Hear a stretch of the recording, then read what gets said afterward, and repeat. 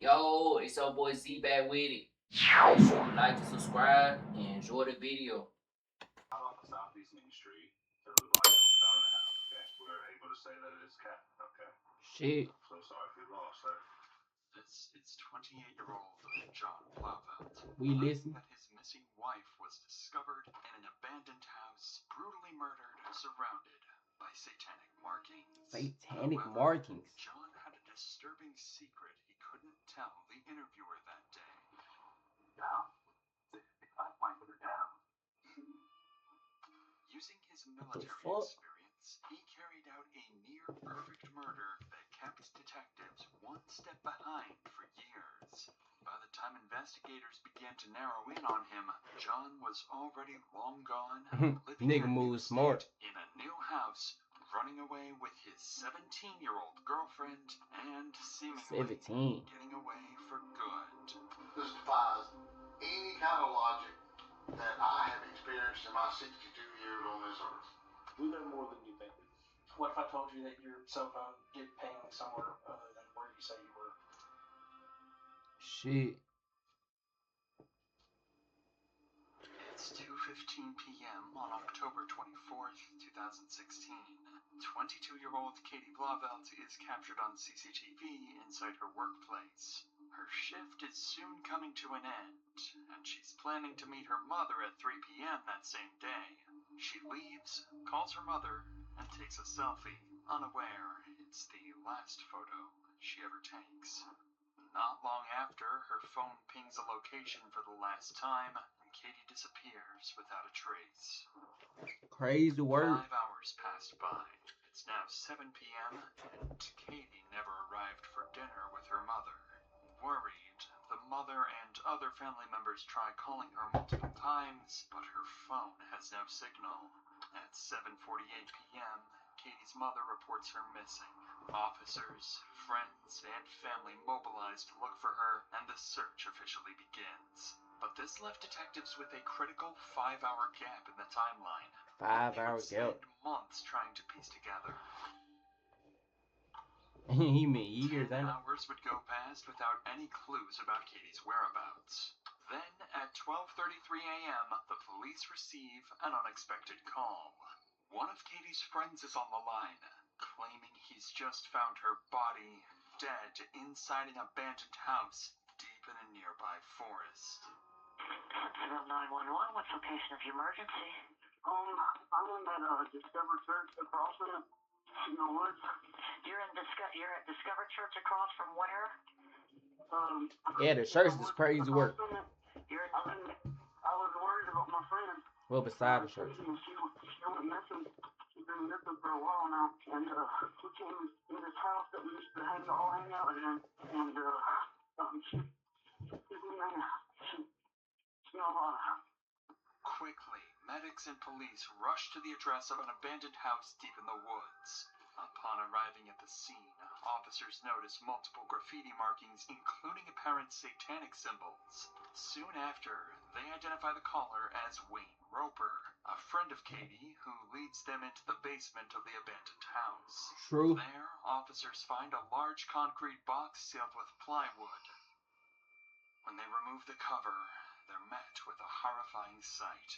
Katie's body lies inside, with a knife pierced through her neck and 16 stab wounds across her 18 body. stabs. They Lack weren't of playing. struggle in the state of her clothing, with her shirt pulled up and her lower clothes missing, suggested a sexually motivated killing. All of these details point They detectives raked the- straight to Wayne as their they first raked the potential asshole. suspect. But what they don't realize is that this is exactly what the killer wants them to think. Every detail of the scene has been arranged to send them chasing the wrong lead. Without realizing it, detectives have walked straight into the killer's setup. As the night went on, forensics revealed chilling details. Katie's body had been dragged to the basement, and her phone was found submerged in water to destroy it. Wayne is detained and brought in for questioning. Hold on. At the moment, detectives believe they have their killer, and they're ready to push for a confession. Wayne, I'm sorry to keep you waiting, brother. Hey, buddy. What's your name, pal? Franklin Wayne Roper. Sorry, Franklin.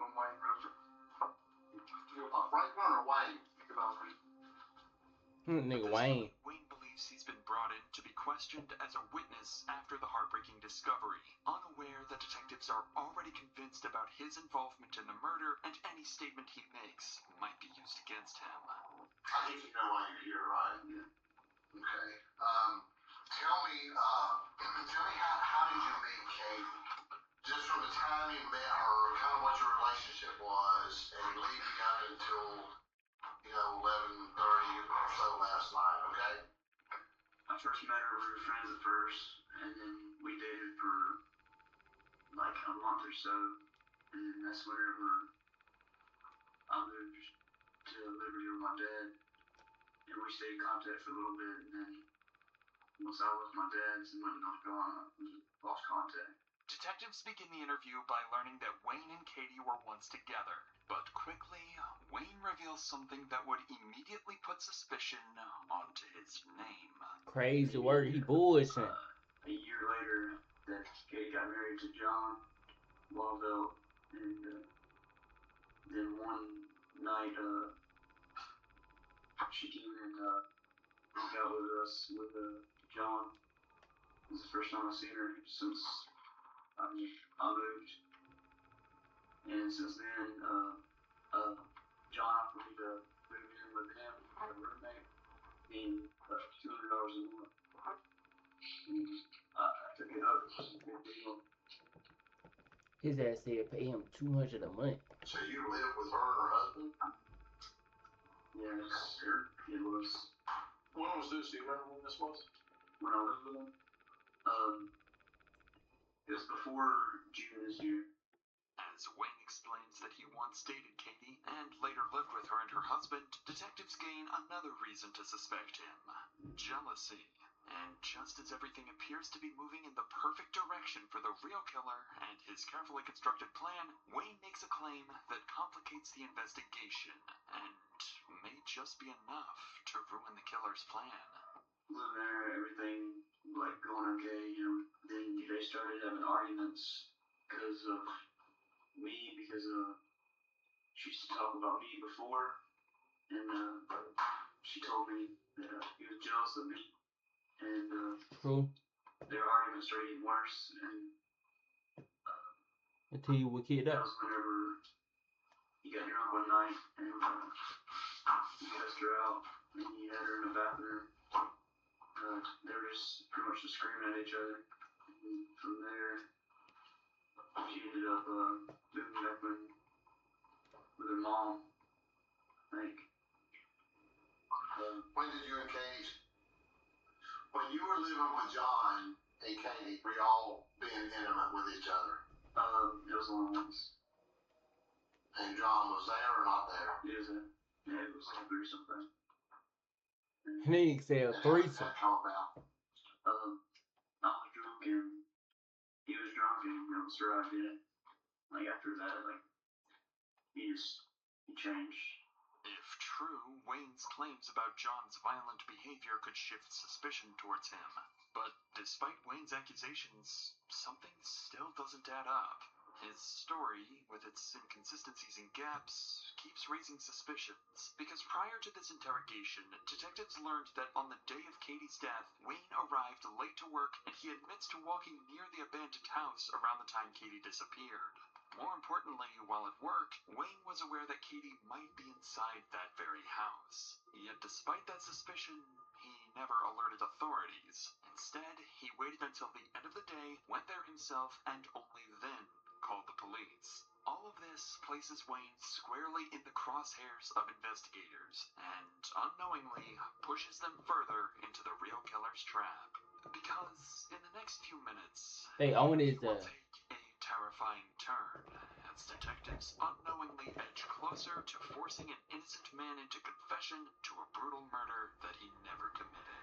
But before we get to that, recently I've been dealing with these headaches for 3 weeks straight, and I kept pushing off seeing a doctor because I've always struggled to find one that works for me and my insurance. That's where I used ZocDoc, the sponsor of today's fuck that. Fuck that. in-network doctor today. With that said, let's get back to Wayne's interview, where detectives are on the verge of pushing an innocent man into a murder confession. Why did you call the police? I didn't think of it until I didn't. Did you know she was dead? Why would you think the best idea is for you to walk into what turns out to be her final resting place, where somebody murdered her and dumped her down there like a piece of trash? You know why you didn't look in the bathroom? We glanced in there with the flashlight. Like, if you're standing at the door of it, you can see in there. You can't see in the tub. I'm telling you, I was up there today. Because she wasn't in the tub. This defies any kind of logic that I have experienced in my 62 years on this earth. You look like you're gonna pass out. They own his Too much. I bet it is. Get it off of you then. I'm sure it is. All you gotta do is lay it down. You lay the burden down, that's the only way you'll be forgiven. You gotta say, I messed up. Help me. That's what you gotta say. And I'll do it. But I'm not gonna do it on credit. Detectives remained suspicious of Wayne, but with him sticking to his story and no hard evidence, they couldn't yet arrest him. Instead, they collected his DNA sample to compare with the DNA found underneath Katie's fingernails. But that's when, just a few hours after Wayne's interview, as police search the area around the abandoned house, they stumble upon Katie's car, only a few miles from the crime scene, left abandoned in a nearby parking lot. It looked as if she had left in a hurry, but the reason her car ended up there would remain one of the biggest mysteries for the following months. crazy work. Up to this point, everything was going according to the killer's plan. One designed and carried out by Katie's own husband, John Blauvelt. But Wayne's comments about his jealousy pushed detectives to dig deeper. What they found was a restraining order filed months earlier, after John had allegedly pulled a gun on Katie when she refused to give him her phone. For the first time, despite his efforts, officers were seriously beginning to suspect John. So the next day, on October 26th, detectives approach him at his office on the military base where he works. Their goal is simple: hear his side of the story, verify his alibi for the day Katie died, and see how he reacts under pressure. For most perpetrators, this would be the moment everything starts to fall apart. But John isn't like the rest. He would play it perfectly. Alright, well, That nigga smooth with it. He's smooth with it. That boy smooth with it. was found in the house, okay, an abandoned house. And at this point, we're able to say that it is Cat. Okay, I'm so sorry for your loss, sir. At this time, we are investigating, and we investigate every death the same way. We start with homicide and work our way from there. Okay, what the restraining order deal? What's the deal with that? This is a charge that I got back in February, domestic violence first degree. Do you know if she had any issues with anybody? Anybody that hurt her or anything like that? No, and I know that she's been dating around, and it's whatever it doesn't do. Notice how John intentionally directs detectives towards the fact that Katie is dating around. Him pointing this out isn't a coincidence. It's a strategy. By controlling the narrative this early, John is quietly planting a story that will protect him later. Did you work this Monday? Mm-hmm. What time did you get off Monday? Like 2:30ish to, I don't know. Did you stop anywhere on the way home? Let me ask you this. Why were you looking for Katie? For Cheyenne. Cheyenne's short right now, and I'm just trying to help her out. Who do you know that would want to do harm to her? Nobody. Do you know there's a guy that used to live with you, redhead fella? Redhead? Yeah. Wayne? Yeah. Mm-hmm. What's his story? Just regular dude. Good guy. That's what. Mm-hmm. What do you do for the Army? Well, right now I just sit in this small office right now. Because of the civil investigation, all of my recruiting duties have been suspended. Are you familiar with this abandoned house? Yeah. Okay. That's the spot. What's the It's the hangout spot.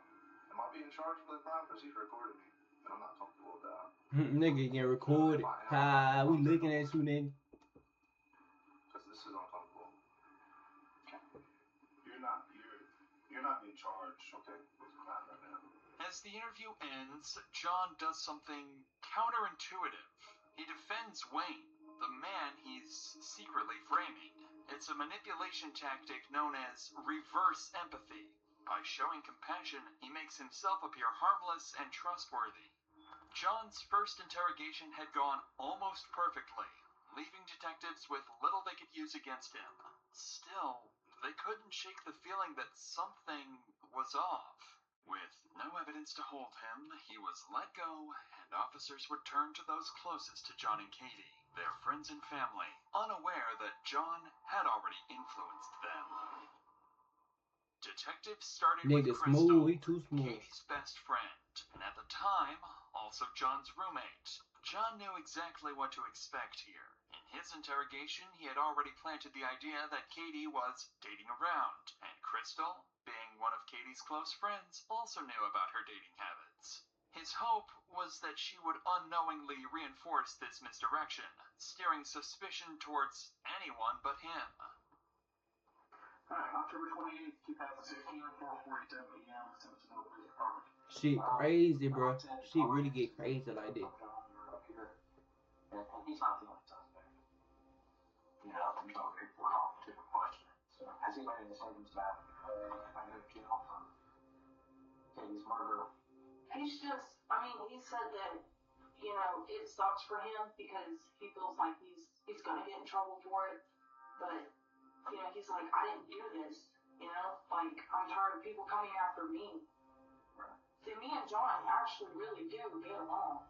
You know what I'm saying? I'm not going to lie about him at all. I'm going to tell you the straight up truth. If he's acting weird, I'm going to tell you, but he wasn't. I was thinking last night about it. I really was. Just maybe a split second of thought that it could have been John. But ever since Katie's gone missing, he's made sure that there was more than one person around him. At the time that Katie died at 8 o'clock at night, John would, all three of us were sitting up with him. I mean, from 5 o'clock when he came back home till me and my boyfriend left for work the next morning, he was there. Notice how Crystal mentions that John got home at 5 p.m. and stayed there the saying, but he entire said evening 2:30. until morning. It's a deep. I'm saying, but ain't he said like 2:30-ish. Niggas talking about some 2:30-ish. So he had to do more than that after he had to do more than that before he got to her crib. See, my brain. See, I got the lawyer status, my nigga. I wanted to be a lawyer growing up, so you feel me? I know this shit, fool. Detail that would later turn out to be part of John's manipulation. So, if you had to take a guess who killed her, I don't know because I've heard a lot of things, and I know she had a offender, and I know that she was dating a lot of people. From, you know, Cheyenne telling me that she took a lot of people down in the house. I didn't even know the house existed. What were John's feelings or thoughts toward Katie to you? I mean, I know that he loved her. I know that he still does. I mean, he's mad because of what Katie is accusing. You know, he held the gun up to my head and stuff like that. And just by the way she was talking, I knew she was lying. Because that's what she did. Me and her used to get each other in trouble all the time in high school. That's what she would do. She would lie, you know? But, just as John hoped, Crystal's account added fuel to the idea he had Real planted. shit. By emphasizing Katie's dating life, she unknowingly fed into John's narrative, suggesting the threat may have come from someone she was seeing, maybe even Wayne. Next came Catherine, John's ex-wife and the mother of his child. He had already made sure she wouldn't say too much. Fear, and their shared child, would be enough to keep her quiet. This is an investigator. Hawkins. Hey, how are you? Nice to meet you. With you being married to him for 7 years, with the drinking, greed, and sober, has there been any violence between the two of you? Okay. I mean, I'm not here to go and arrest him for something that happened, I you know, 10 years ago or anything like that, but I just don't want to go into anything that had to do with us because that doesn't have anything to do with what happened between him and me. I mean, it's not that you're incriminating yourself. He's a good guy. I mean, I'm lying from batches, but I would assume I wouldn't be if he was that crazy. Well, you never know. I mean, sometimes somebody's saying. But he's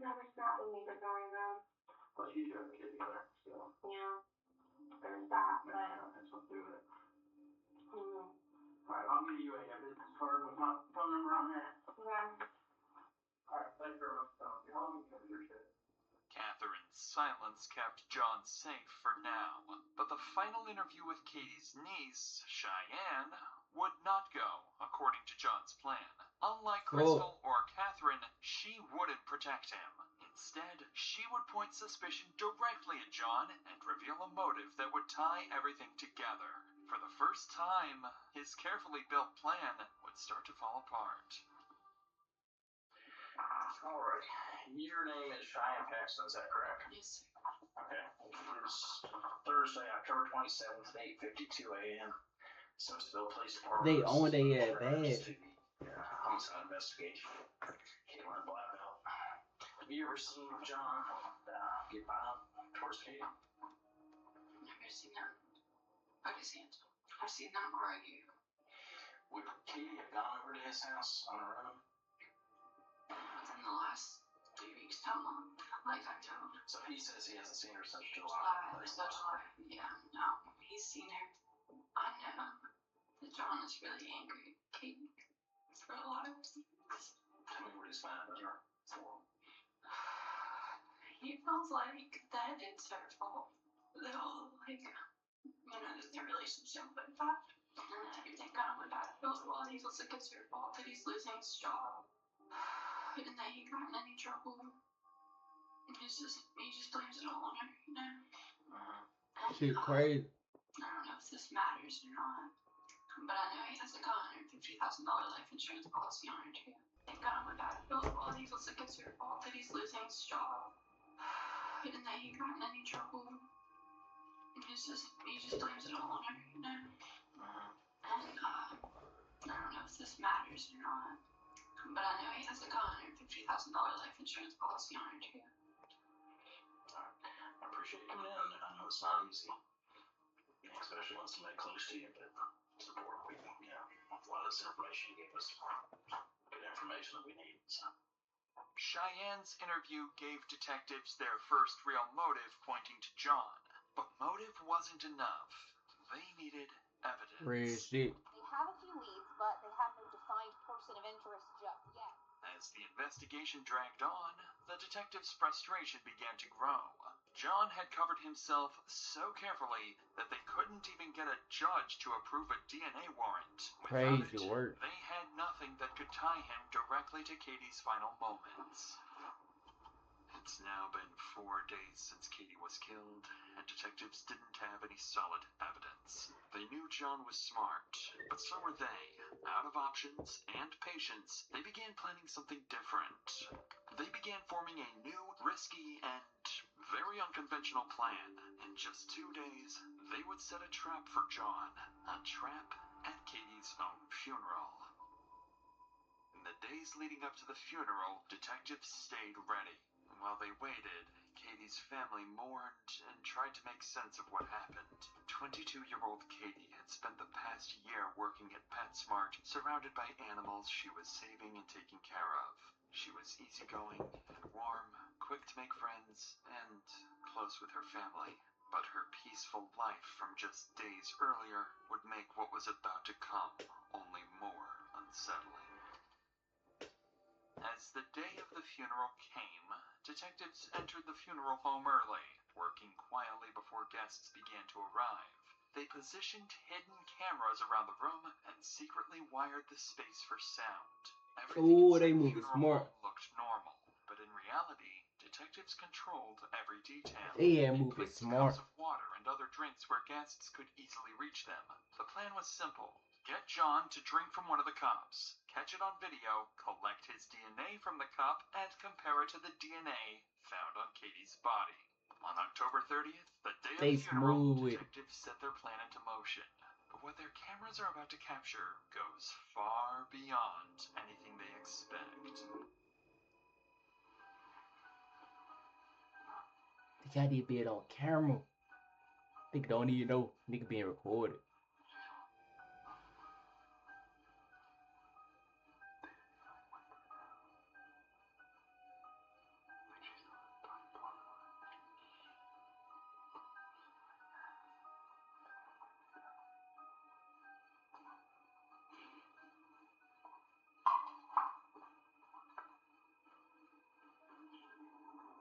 As John leaves arrives the funeral home, detectives know their plan has worked. They quickly return to retrieve the cup he had drank from and the hidden camera they placed earlier. When they review the footage, 3 critical things stand out, What all up? of which will become pivotal to the entire investigation.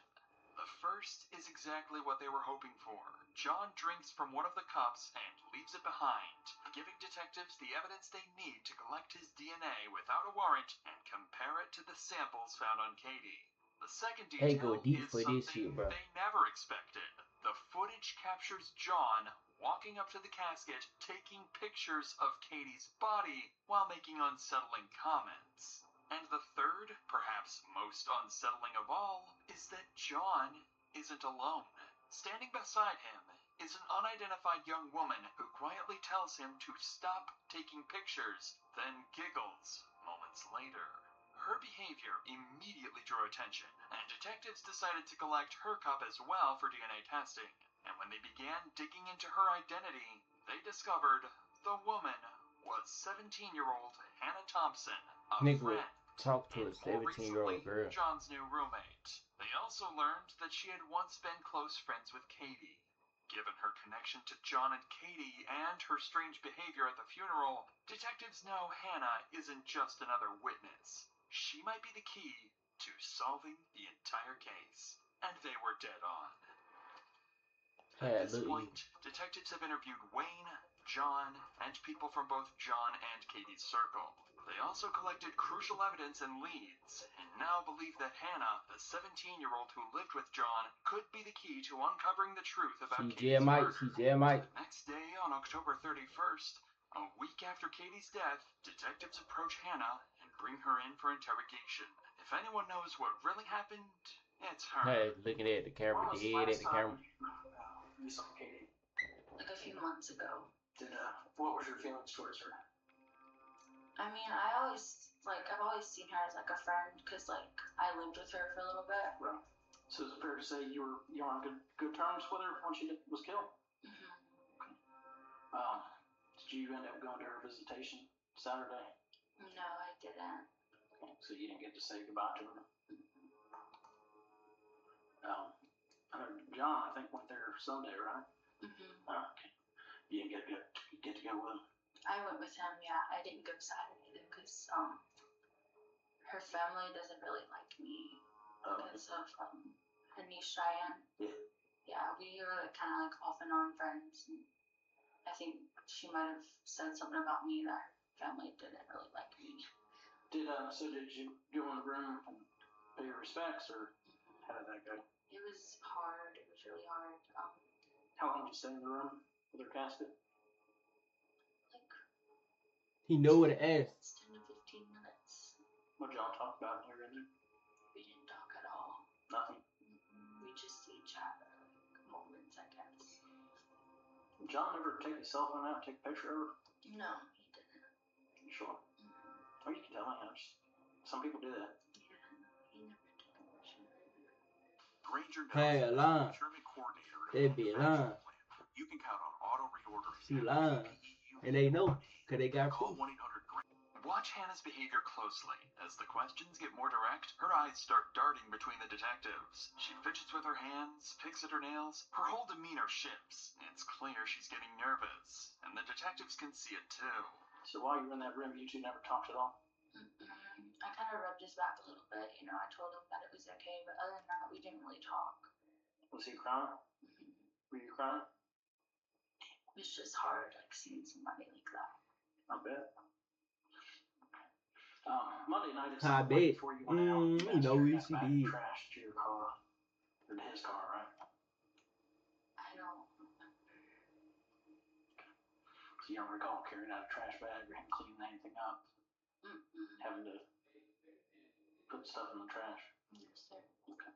On Monday, the day Katie was killed, one of their roommates reported seeing John and Hannah carrying out several bags of trash. At the time, detectives didn't think much of it.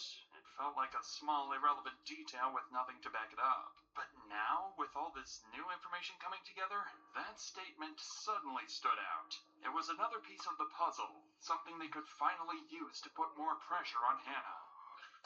Just so you understand, we've been working this case steady since she disappeared. Right. So there's a lot of these things that we know the answers to. I can tell you already you're lying to me. Okay? You do not want to get wrapped up in catching a murder charge. I gotta tell you a little something. At the funeral home, we were there. Okay? There was a camera in the room. There was a recorder in the room. We heard everything you guys said. So do you want to go back and rehash that? Real. I don't. It was not easy to see her like that. Is that why there's giggling and stuff? There's not any giggling. We've been doing this longer than you've been alive. Longer than you been alive. Slicker than us. You know, you're not going to outsmart us. We've talked to people. This is a murder. You understand that? What do you think about somebody that would stab a girl in the neck to the point where the knife went all the way through to the other side? And then stick her You can body in tell a she piece of getting nervous. trash in the basement of an abandoned house. Dude, they put that pressure on her. You can tell, like, what you trying to say? Like, he capping for that. They been doing that shit for years, bitch. Nigga been doing that shit for years, bitch. That shit ain't shit that they know what they doing. They right for. Got that twitching, all that twitching, well hands and shit. Throwing gang signs and shit. To sit there for a day and a half before somebody finds her. Playing with her nails. She's right here. Okay. This is your friend. I don't want to do this anymore. Don't want to do what? Don't want to help us find out who killed her? All you gotta do is tell the truth. It would be so easy. Can I tell you something? To tell the truth, you don't have to try. It just flows. It just comes out. We're also aware of what people have told us about you and Katie. They're telling us that you didn't like her one bit. Well, after me and John started, getting together, Katie started not liking me. If you know something and you're trying to cover up for it, you're going to be down with the rest of them. Real You're shit. going to go down with the person who did this to her. I don't know anything about her murder. You do. I don't. You do. I really don't. We really do. You do. We know more than you think we do. I don't want to talk anymore right now. Good luck to you. Even after being confronted with the footage and being caught in multiple lies, Hannah refused to give up on any additional details she may withhold. But while none of this gave detectives the definitive proof they needed, John didn't know that. And that uncertainty was exactly what they were counting on. So detectives decide to bring him in again, this time more prepared and ready to push harder than before. They planned to corner him with everything they had. But they'd have to be careful. If they pushed too far without enough to arrest him, it could tip him off, causing him to disappear. We hadn't really had a chance to sit down. I know I talked to you that day that when we notified you about her death, and things are kind of emotional and everything. So, right. So the viewing was Saturday, right? Right. 2 to 4 on Saturday. When did you get? I went Sunday. 2:30 on Sunday. Okay. So they just had a private thing for you. Did you get by yourself? Yeah. Well, I took Hannah with me. Did you? Yeah. How was that hard? Yeah. Because I mean, first of all, there's nobody there but me and her, so we're just kind of standing there staring at like Katie's nasty, like dirty, disgusting body. I've seen people dead. I've fucking dealt with this shit before, and now there's nobody else there. You know what I mean? That night, somebody says you and Hannah were putting some trash from a bag, like a trash bag in the back of the Prius. Mm-hmm. Do you remember doing that? Oh yeah. Marley had like the most explosive shit on the floor and stunk up the whole house. I threw like 4 towels. This moment Nigga reveals telling a Hannah's story. lie. She claimed she couldn't remember taking any trash out, yet John's statement confirms otherwise. It's a small clue, but one that'll soon become part of a much bigger picture. So you guys got They own it, yeah. Yeah. Brandon and Crystal. Crystal were there. What happened after that? After you got home? We went and met my friend Scott to get some money that he owes me. What's he?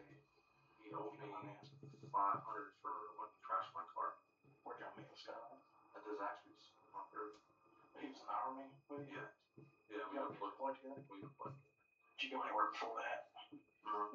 This is where John makes his first mistake, mentioning a name detectives have never heard before. Charles Scott, his friend from the military, someone who'd later prove to know far more about the night Katie died than anyone realized.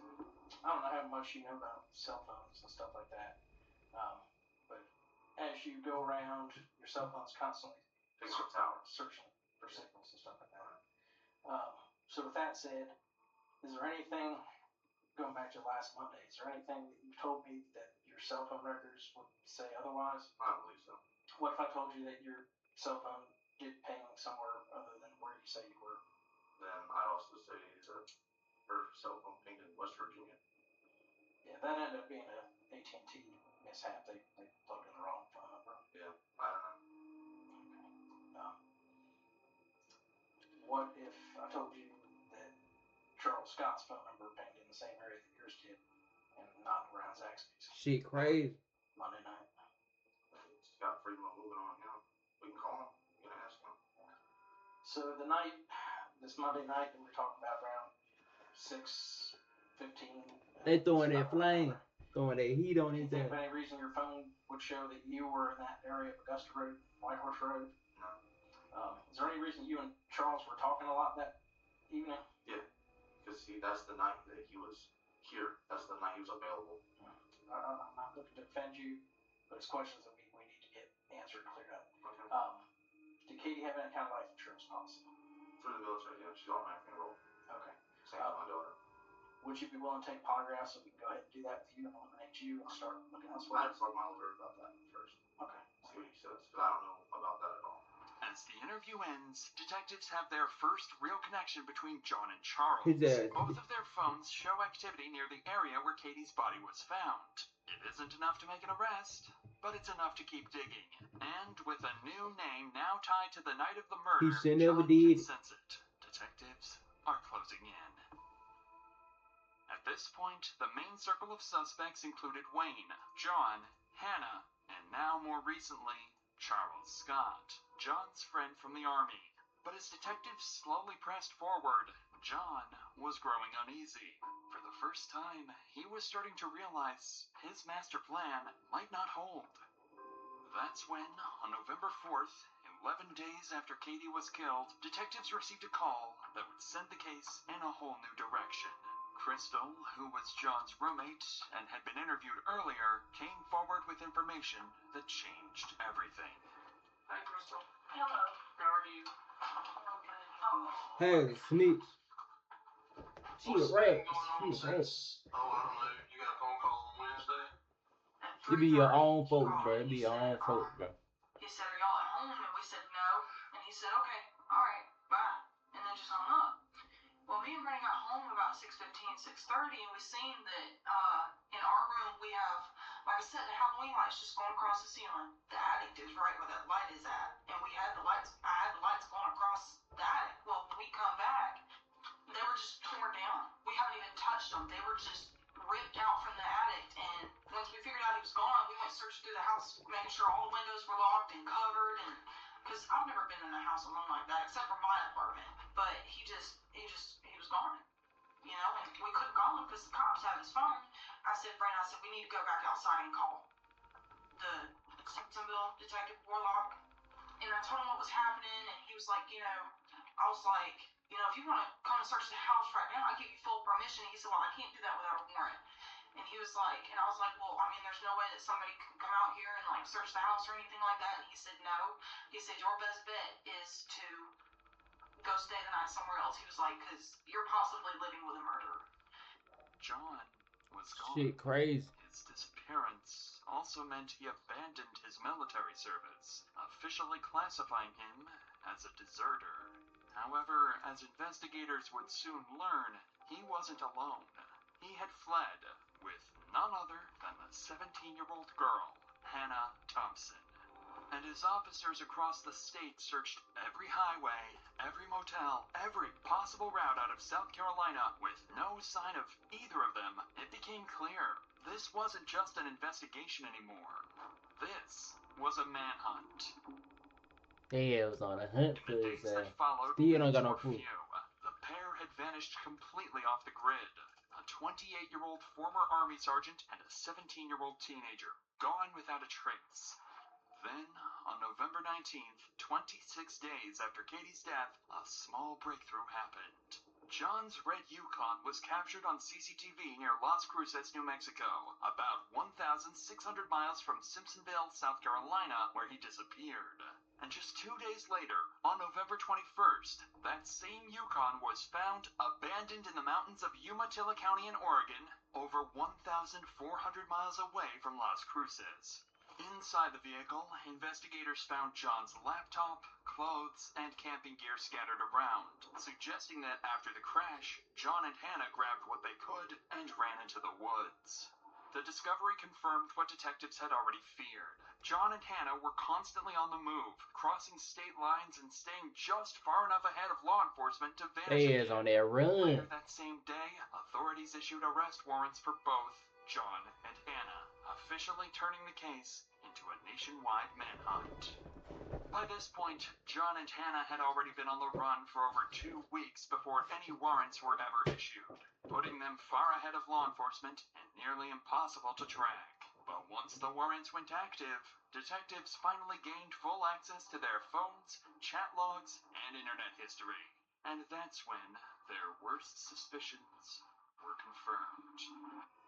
I just woke up and I already feel sad again. Called him. I feel like you're still talking to Katie. I promise you I'm not talking to Katie. I will leave you if you talk to her. I swear. I know. I'm not and I won't. She's gone. I'm done with her. I promise. I'm going through with that thing though soon.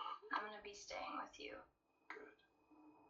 The messages between the two suggest that John had been planning the murder for months prior to it actually happening.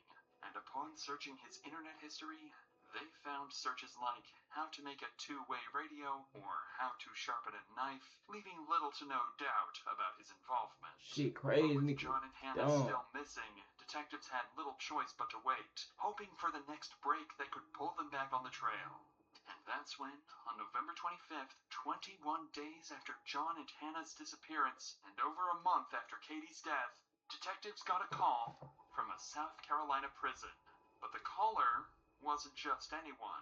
The call came from the cellmate of Charles Scott, John's army friend who was already in custody for an unrelated charge. Charles's phone had pinged near the abandoned house on the day Katie died, and his cellmate was about to provide a lead that could give detectives the breakthrough they desperately needed, with details only the killer could have known.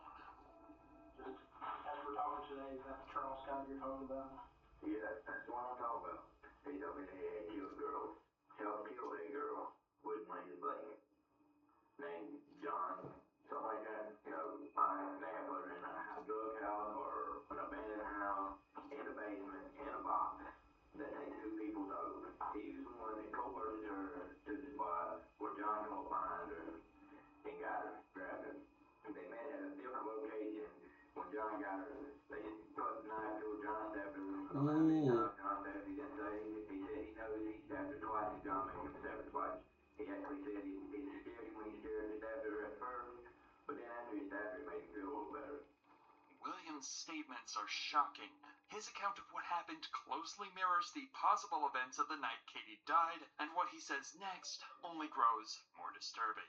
He said, well, this is the second time, but the first time he told me about, how he coerced. Man, you know why the niggas snitch. You know they gave his ass that bit. They had told his ass. You know what they told him.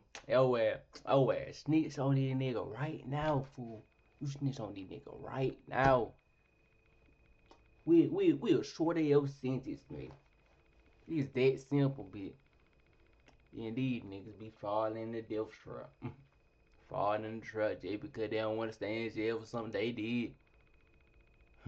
They put it all to somebody else.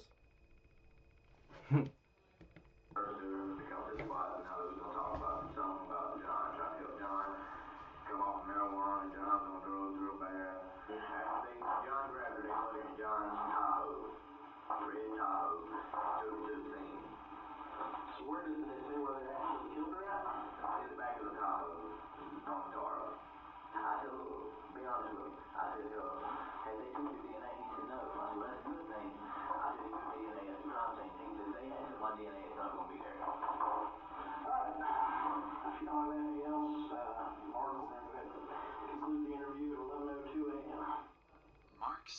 defense put serious allegations on Charles. It wouldn't be anything special, as false accusations like this happen when inmates try to get a deal with officers or get their sentence lowered. I'm saying, dude, I'm saying. Too many details added up. Details only the killer or someone heavily involved could have known. One of those was his claim that Charles had lured Katie to a location near the abandoned house. For detectives, this suddenly made sense of why her car had been discovered just a few miles away, abandoned without a struggle. Charles also allegedly told his bunkmate that he and John wrapped Katie in a tarp to move her into the basement. This matched forensics, which had already indicated she'd been moved after death. Now detectives have a chilling theory of how that happened. It was now a very big chance for the detectives to possibly catch one of Katie's killers, a chance they couldn't afford to waste. So without hesitation, they brought Charles in, hoping for the biggest breakthrough in the case yet. But detectives knew getting Charles to talk wouldn't be easy. They didn't have enough evidence to pin him down, and they needed something, anything, that could make him slip. So they decided to take an insane risk. They came up with a plan to push him over the edge. They would bluff, pretending that John had already been arrested and was ready to testify against him. If Charles believed it, the pressure might finally make him talk. But if he didn't, detectives would... Oh, you gotta watch out for these caught fool. Cause they can lie too, nigga. They can lie too. It's a deadly game, fool. It's a deadly game, fool. You either go trust yourself, you go trust them, fool. Real shit. Go trust so good. Trust what they got to say about this. They ain't gonna lie. They will lie. Lose their best chance to get the truth. Alright, Charles. Can you take the photograph, sir? Let's get away from the polygraph, okay? Because you've been saying that ever since I read the warrant to you, okay? Because it's not looking good for you. Okay? I have absolutely nothing to do with that girl's murder. God, please take a polygraph, Hannah. God, please. Let me tell you that John was arrested in New Jersey. Okay. Okay? And he sang like a bird to those investigators. I don't care what he told you. Well, you should. I was not there. Investigator Maylin told you that John was arrested earlier. Okay. And he's talking. What do you think he's saying? I don't know what he's saying. I don't know, but I know I've never seen that girl a day in my life. You were both there. No, we was not. As soon as the questioning starts, Charles demands a polygraph, and detectives know exactly what that means. Polygraphs aren't reliable, can be manipulated, and their results can't be used in court. It's an easy way out. Simple yes or no questions instead of a real confrontation. And before long, his avoidance turns into an act of ignorance. I never seen that girl. But you knew that they were married, and you knew that John had problems. No, I did not know. Oh, no. You told me at the Fountain Police Department that John has talked about how she was fucking his career up. That was a lie. Everybody singing like a bird. I never had no weapon. You will not find no fingerprint or no weapon that I touched. Number one. Why not? Because I wasn't there. I didn't touch no weapon. I never had no weapon. But he said, I'll never find fingerprints on a weapon that you touched. Yeah. So I guarantee Have you ever told anybody that you're involved in this murder? Do I look stupid? Do I look like I would just go inside of a fucking jail to some guy I don't know and say, hey man, I murdered some girl? You know, it looks like you were remorseful for your actions. Well, let me ask you this, where's the phone that you had that he communicated with Katie on? Who's Kate? The girl that died? Yeah. I never communicated with her. Where's the phone? What phone? The phone that was used to communicate with the girl the day that she was murdered. Only phone that I had was the one you confiscated and the one in Chrissy's house. Even after the detectives bluff and revealed the testimony his previous cellmate made about Charles' involvement in the crime, he denied everything. Still, detectives couldn't ignore the phone data placing him near the house or the chilling details from his bunkmate. With no confession, all they could do was wait. Charles's DNA was now added to the samples already being tested against the evidence found beneath Katie's fingernails. And when those results came back, they would finally reveal who was truly involved. Over 2 weeks have now passed since the last lead on the case. With false leads and missing crucial timelines, it was becoming more and more possible that the real killers of Katie would never be found. Until the detectives got a call from Hannah's parents, with information that could soon result in solving the whole case. Hannah had resurfaced, stating she had been abandoned by John and would soon come back to her hometown, so law enforcement would be there, waiting for her. Well, It was now the day when Hannah was supposed to come back to her home. they own Law a. enforcement secured all entries to the city, as well as all possible places she could go to. And finally, at 9 a.m., she would be spotted near her family home. From there, she would be instantly detained and taken to the police department for interrogation. For the detectives, it was now or never. That was their biggest chance of finding out what had really happened and who is truly responsible for Katie's death. What was the game plan when you guys left? I don't think we really had one. Like, I guess both of us just kind of parents. He decided that he wanted to leave, like, the state. And we, like, drove up into the mountains, and he just got I'm a getting car sleepy and as stuff. fuck. Like, in trees, like, in the mountains.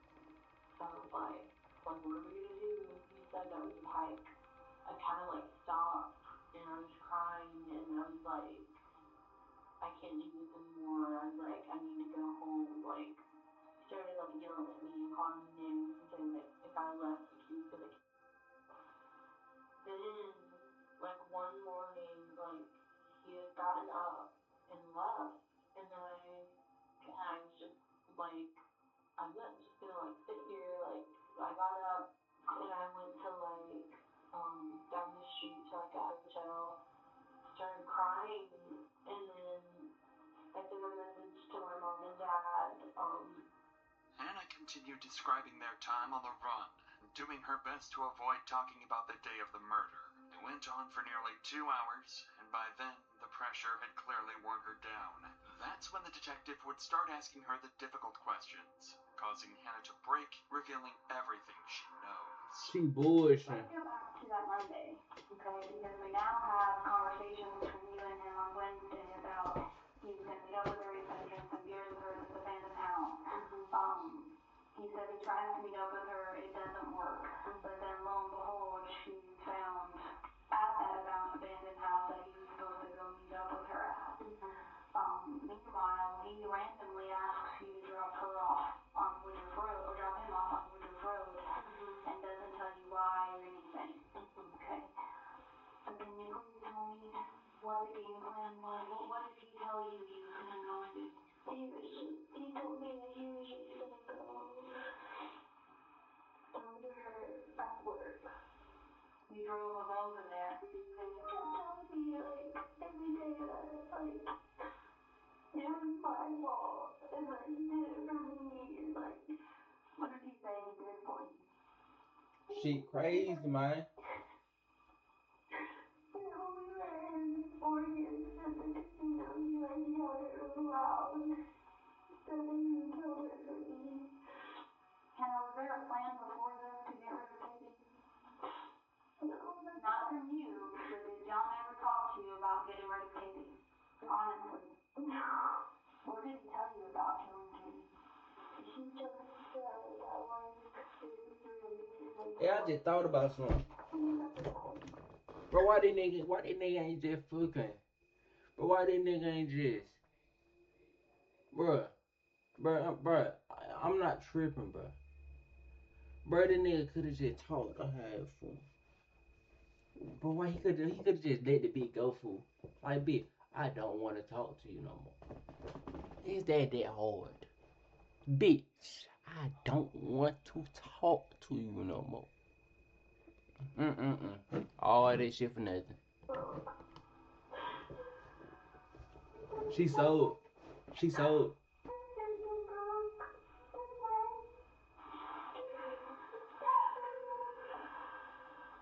The last thing she said was ow. And she said that before that if he let her go, she would call the police. Where were they? In the abandoned house. And you don't know exactly where he could be or what he said. Hannah, did you have anything to do with killing Katie? And the reason why I asked you this is because we're still hunting for John. Okay? And as much as you think John cares about you, from an outsider's perspective, not knowing you, not being your mom, he doesn't. Unfortunately, Hannah's statements proved far less helpful in finding John than the detectives initially hoped for. Although she stated that John confessed to killing Katie and provided some new insights, she didn't know much about Charles's involvement. And while she could be arrested, detectives decided she might prove more useful free. After all, they now had her back in the city and under close watch, which seemed like a small success. What they didn't realize, however, was that this was all part of John's plan, planting Hannah back in the city to infiltrate the case and feed him exactly what detectives knew, keeping him one step ahead for years to come. Shit crazy, Almost man. 3 months had passed since Katie's body was found in the basement of the abandoned house, and the killer was still out there. But on that particular day, the long-awaited DNA results finally came back, and the It take results that of long? DNA found under Katie's fingernails pointed to no one else but John himself. With the DNA matching to John, Wayne was cleared, but detectives still believed Hannah or Charles might have helped, or at least knew far more than they admitted. Detectives already knew that John was only using cash and most likely a fake ID. So all they could do at the moment was wait for John to make a critical mistake that would allow them to catch him. But John was careful. Very careful. It had been over 7 months since Katie's murder and 6 months since John went on the run, when on May I'm 21st, tired as fuck. 2017, investigators received tips and possible sightings of John in Washington, over 2,700 miles from South Carolina, where Katie was found dead, and over 300 miles away from where his red Yukon was found abandoned. Acting on these leads, they canvassed local businesses and retrieved CCTV footage from a parking lot in Washington where John was captured on camera. Unfortunately, despite getting close, John managed to slip away, vanishing off under the radar once again. For the next year, the investigation hit a standstill. He's It too wasn't he's until smooth with that September shit. 6th, 2018, almost 2 years since Katie's death, when Hannah finally revealed that John had given her his journal and tools to hide, a crucial piece of evidence that would shift the case in a new direction. The journal became a pivotal piece of evidence, revealing John's state of mind and his premeditated intentions. It confirms that John's actions were driven by a deep desire to be with Hannah and his willingness to kill Katie to make that happen. During her interview, Hannah admitted she had been John's girlfriend and that she had been in constant contact with him before Katie's death. She also confessed that she had hidden John's journal, which contained disturbing entries about his obsessive thoughts and plans to escape with Hannah. This was the last significant breakthrough in the case for years. With no new leads, the investigation stalled. Detectives spent the next few years chasing down small tips and They piecing still together ain't fragments find of his information, but nothing substantial came of it. The case gradually faded from public attention. Then, in 2022, 6 years after Katie's that death, long bit. everything is about to change. After over 6 years of dead ends, U.S. Marshals and local law enforcement tracked John down in Oregon. He had erased his past, now living under the alias Ben Klein. Under his Ooh, new identity, he they had got a started a whole fresh new life, identity. marrying a new woman and leaving his past behind. The arrest felt surreal. John, who had spent so long evading capture, was now cornered. After years of hiding in plain sight, the truth had finally caught up with him, and the case was nearing its resolution. However, the mystery of how Katie was lured to the abandoned house remains unsolved to this day. Her phone was recovered damaged, limiting investigators' ability to access message content and app-based communications. And while rumors suggested Charles Scott might have had contact with her, this was never confirmed. With no physical or forensic evidence tying him to the crime, he was ultimately ruled out as a suspect and never sentenced. In 2022, during an interview after John's arrest, Hannah revealed for the first time that she and John had been in regular contact throughout the years he was on the run, continuing to text and communicate, even after she had returned to South Carolina. This new revelation shed light on her role in helping John evade capture. Finally, on September 20th, 2024, John Blauvelt was convicted of Katie's murder and sentenced to life in prison without parole. Hannah Thompson was charged with obstruction of justice and accessory after the fact, receiving a sentence of 10 years. Shit, they got that time. What makes Zaxby's giant? They got that time, but the thing is, bro.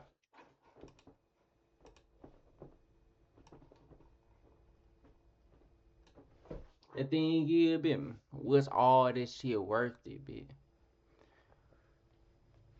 Really, what's all that bullshit worth it? He could've just let her go for him. Just tell her he didn't want to be with her no more. Some shit for him.